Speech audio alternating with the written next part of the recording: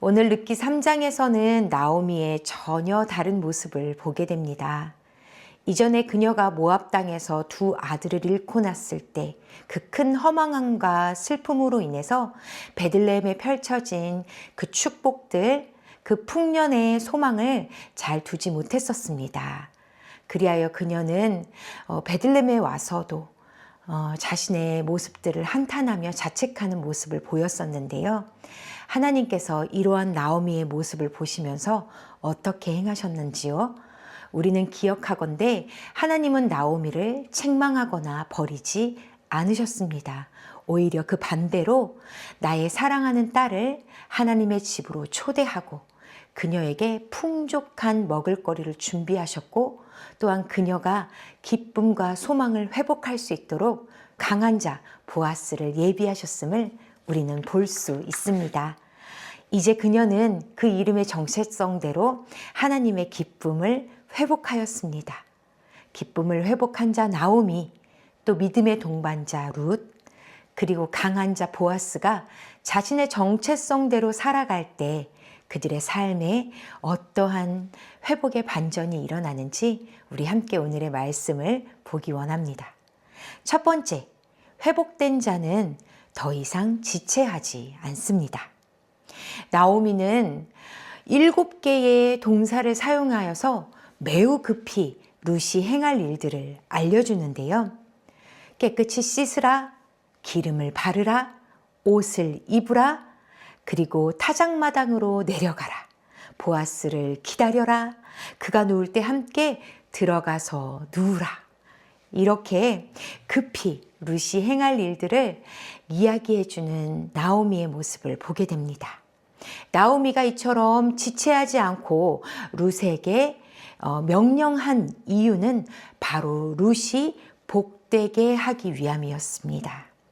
나오미 안에 하나님의 은혜가 가득하자 그 하나님의 은혜가 또한 곁에 있는 사람들에게 흘러가기 시작했다라는 것이죠.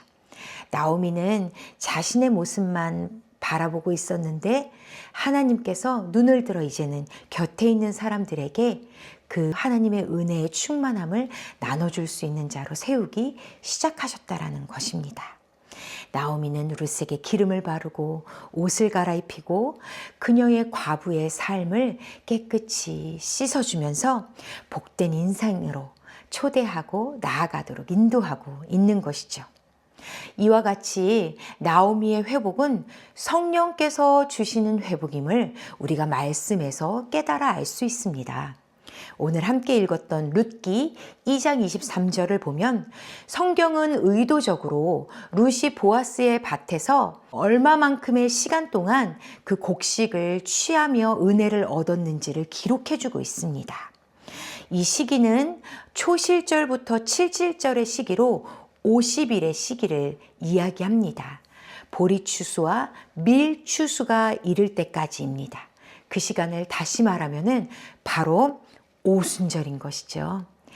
예수님의 부활로부터 50일이 지난 뒤 예수님께서 약속하신 그 성령이 임한 바로 그 은혜를 룻이 또한 나오미가 누리기 시작했다라는 것입니다. 오순절에 임한 그 급하고 빠른 바람, 그 불과 같은 성령이 임했던 것도 바로 제자들을 복되게 하기 위함이었던 것을 우리는 알 수 있습니다. 주께서 약속하셨지요. 너희를 고와 같이 버려두지 않겠다.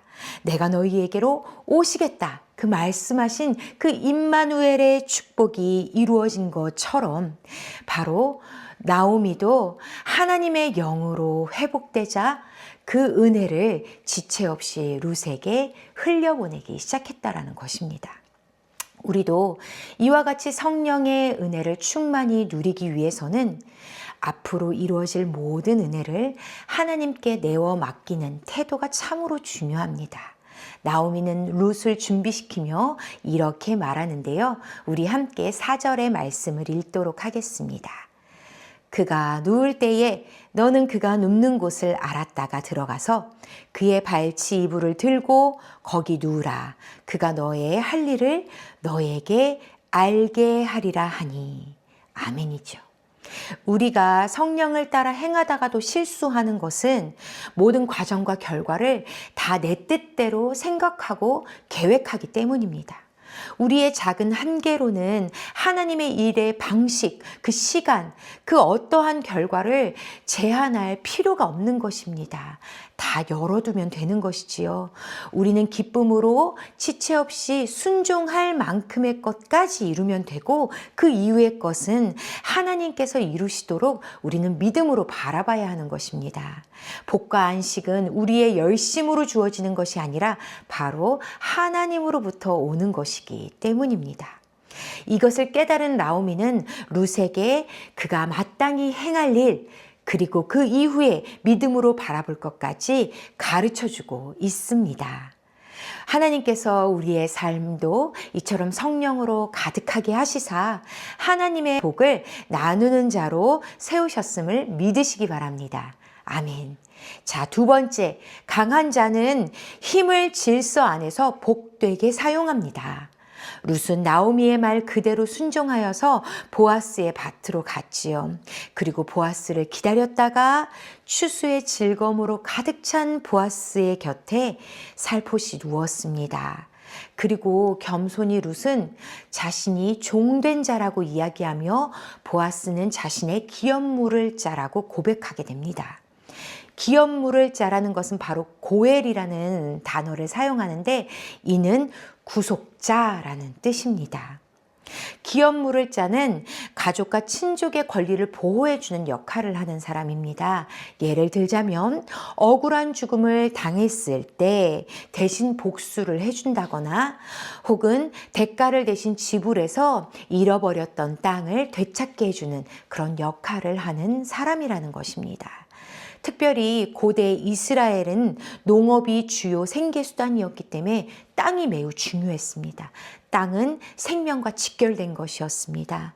그래서 매매를 통해서 얻을 수 있는 그런 소유를 완전하게 가질 수 있는 땅은 성벽 안에 있는 가옥들 뿐이었고 그 외 모든 땅, 그 밭 곁에 있는 집들은 다 영원히 소유할 수 없었습니다. 희년이 되면 당연히 돌려주어야 했는데 50년의 시간을 기다리는 건 또 쉽지 않은 일이죠. 그 전에 이 밭을 찾아서 생계를 유지하려고 한다면 돈이 없는 자들은 이처럼 기업물을 자들을 통하여 대신 그 대가를 지불하고 땅을 얻을 수 있었던 것입니다.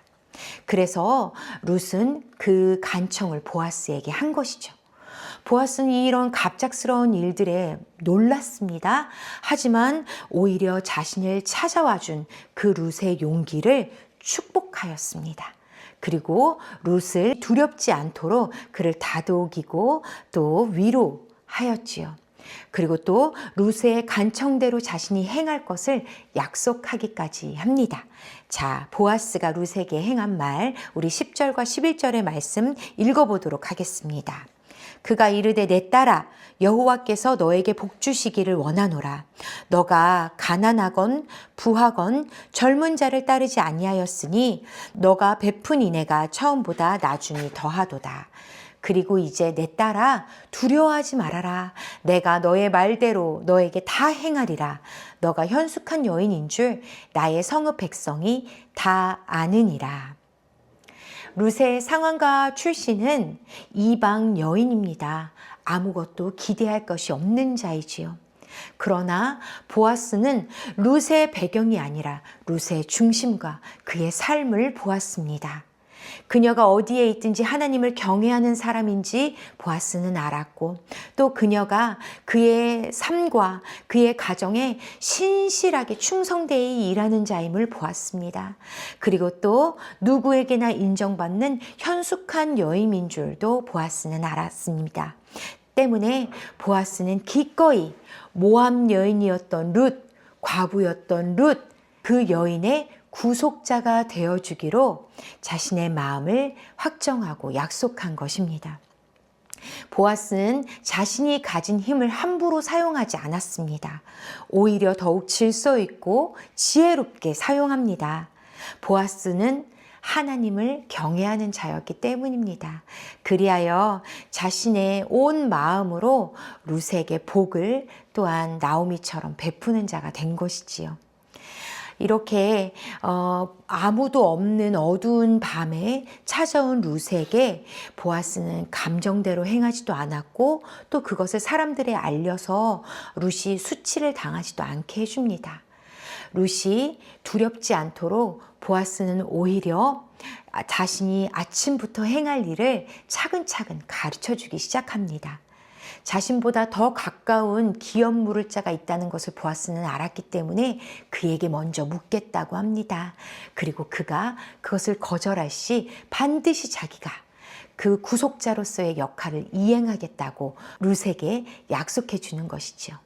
그리고 새벽에 아무도 보지 않을 때에 보아스는 룻을 집으로 보내는데 빈손으로 돌려보내지 않았습니다. 6번의 보리를 떠서 그에게 덜어주며 집으로 가게 합니다. 이 6이라는 숫자는 완전수의 7보다 하나 부족한 수이죠. 그러니 곧 보아스가 기업물을 그 구속자가 완전히 이룰 것에 이제 성취를 기대하는 숫자가 되는 것입니다. 그래서 이 6은 앞으로 이루어질 그 놀라운 일들을 기대할 수 있는 그 은혜를 바라볼 수 있게 되는 것이지요. 우리에게 혹 하나님의 주신 강한 힘이 있습니까? 그렇다면 보아스와 같이 하나님을 경외하는 마음을 가지고 우리가 그 힘이 필요한 자에게 복되게 사용할 수 있는 우리가 되기를 주님의 이름으로 축복합니다. 자, 마지막 3번째입니다. 우리 삶의 구원을 위해 쉬지 않는 이가 있다는 것입니다. 동반자 룻은 나오미에게 돌아와서 자신이 행한 것, 또 자신이 들은 일을 다 고합니다. 나오미는 이 일을 듣고 근심하지 않습니다. 두려워하지 않습니다. 이제는 흔들리지 않습니다. 오히려 룻에게 믿음의 말을 선포합니다. 우리 함께 18절을 힘있게 읽어보도록 하겠습니다. 이에 시어머니가 이르되 내 딸아 이 사건이 어떻게 될지 알기까지 앉아 있으라. 그 사람이 오늘 이 일을 성취하기 전에는 쉬지 아니하리라 하니라. 아멘이지요. 앉아있다라는 말은 믿음으로 또 적극적으로 기다리라는 말입니다. 구속자에 대한 강한 신뢰가 있기 때문에 할 수 있는 말인 것이지요. 보아스가 구속자의 역할을 행할 때에는 반드시 그가 치러야 할 대가가 결코 작은 것은 아니었습니다. 그는 잃는 것이 많습니다. 하지만 자신의 이 일들을 통하여 룻과 나오미가 받을 기쁨과 안식과 은혜가 크다는 것을 알기에 보아스는 하나님의 축복의 역할을 힘있게 또한 기꺼이 기쁨으로 감당할 것입니다. 이 큰 은혜를 룻과 나오미만 얻은 것일까요? 그렇지 않습니다. 바로 우리도 우리 삶의 구원을 위하여 쉬지 않고 일하시는 이가 있다라는 것입니다. 우리가 지쳐서 또 혼자 힘으로 도저히 일어날 수가 없고 이 소망할 수 없는 그 빛을 잘 바라보지 못하는 삶을 살아갈 때 우리의 삶을 하나님의 축복으로 온전히 채우시기 위해 기꺼이 자신의 삶을 내어서 대가를 지불하시는 우리 예수 그리스도가 우리의 구속자이십니다. 예수님은 처음 이 온 세상을 창조하신 이래로 하나님의 아들로 오시기까지 절대 쉬지 않으셨습니다. 예수님은 하나님의 말씀을 외면하는 우리를 늘 끝까지 가르치셨고 오래 참으셨으며 불쌍히 여기셔서 이 땅에 오실 날을 손꼽아 기다리셨던 것을 우리는 알 수 있습니다. 또한 십자가를 지시고 3일 만에 부활하셔서 승천하시기까지 예수님은 또한 쉬지 않으셨습니다. 예수님은 만나는 모든 자들을 치료하셨고 또 하나님의 나라를 선포하셨고 그리고 믿음을 굳게 하시며 하나님의 구원으로 초대하셨습니다. 그리고 예수님께서 약속하신 성령을 주시기까지 그리고 또한 우리에게 다시 오시기까지 지금도 여전히 예수님은 쉬지 않고 일하고 계십니다. 우리를 연결하시는 유일한 중보자로 예수 그리스도는 살아서 지금도 깊이 간구하시는 우리 주이십니다. 이 구속자의 은혜가 정말 쉬지 않고 일한다라는 것은 예수님이 그저 바쁘고 많은 일을 행하신다는 의미가 아닙니다. 예수님의 마음에 우리 각 사람이 너무나도 가득하여 예수님은 결코 우리를 위하여 쉬지 않으신다는 것입니다. 예수님이 행하는 모든 일은 다 우리를 위한 것이며 예수님은 우리의 생명과 삶을 위해 지금도 일하심을 우리는 믿음의 눈을 들어 바라봐야 할 것입니다. 그러니 혹 우리 안에 어떠한 어려움들로 인하여 왜 예수님 나를 모른 채 하고 계십니까? 왜 나를 혼자 두십니까? 라는 그 마음들이 올라올 때가 있습니까? 혹은 내 곁에 있는 사람들이 지쳐서 그렇게 고백하는 이들이 있습니까? 그러면 우리는 잠잠히 믿음으로 다시 이렇게 선포해 주어야 할 것입니다. 예수님이 이 일을 성취하기 전까지 쉬지 아니하리라. 아멘. 예수님은 자신이 볼 손해나 이득을 생각하는 분이 아니십니다.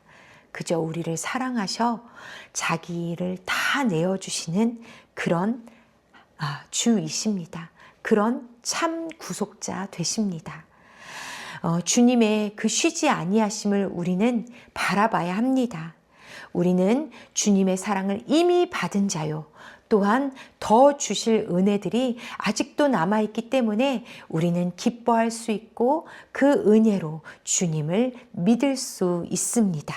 우리 주 예수 그리스도는 우리 삶과 우리 가족들 그리고 이 나라 온 열방을 위하여 지금도 쉬지 않으시고 우리를 회복하시며 우리로 하여금 그 성령의 충만함으로 이루실 반전의 날을 우리에게 준비해 주고 계심을 우리는 믿기 원합니다.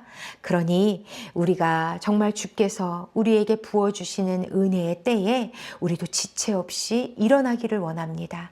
그리고 우리에게 이미 주신 바 우리에게 주신 축복과 힘이 있다면 정말 우리 곁에 있는 많은 자들에게 정말 하나하나 그들 하나님의 복을 나누어 줄 수 있는 우리의 삶이 되기를 주님의 이름으로 간절히 축복합니다. 아멘.